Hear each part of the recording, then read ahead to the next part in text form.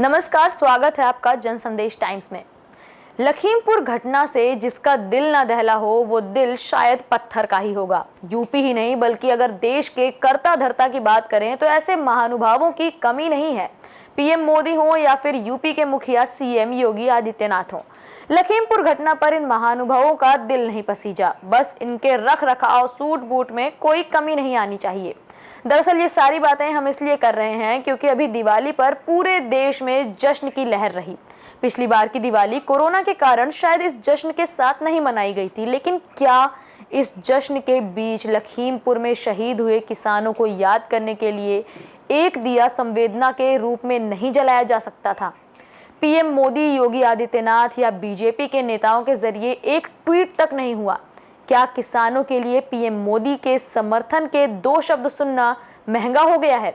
जबकि अयोध्या में इस बार योगी ने रिकॉर्ड तोड़ दिए जलाकर रामनगरी को दुल्हन की तरह सजाया। अन्नदाता पिछले 1 साल से सीमा पर बैठे राष्ट्र के हर व्यक्ति के लिए प्रदर्शन कर रहा है, लेकिन सरकार की किसानों से ना जाने क्या दुश्मनी है जो उनकी सुध तक नहीं ली जा रही। आशीष मिश्रा के द्वारा बेरहमी के साथ किसानों पर जिस तरह पद का रौब झाड़ते हुए रौंदा गया, बेहद शर्मनाक घटना साबित हुई। लेकिन सत्ताधारी लोगों पर गरीब जनता की भूख का कहां असर पड़ता है? वहीं सुप्रीम कोर्ट ने भी योगी आदित्यनाथ को सबूत एकत्रित कर पाने में असमर्थ होने के लिए डांट भी लगाई थी। बावजूद इसके अपने एसी के कमरों में बैठे राजनीतिक योद्धा किसानों के संघर्षों का मजाक उड़ा रहे हैं। पीएम मोदी देश विदेश के दौरे पर भ्रमण कर रहे हैं, लेकिन किसानों से उनकी आस्था मानो कहीं खो सी गई है।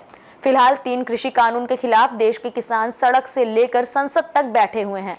मोदी सरकार सत्ता के नशे में चूर किसानों पर गाड़ियां चलाकर तानाशाही का कोई मौका जाया ही नहीं करना चाहती। बीजेपी से वरुण गांधी ने किसानों का साथ दिया तो भाजपा की कमेटी से ही माँ बेटे को अलग कर दिया गया। जब विपक्ष सरकार से सवाल करता है तो उन्हें नजरबंद कर दिया जाता है।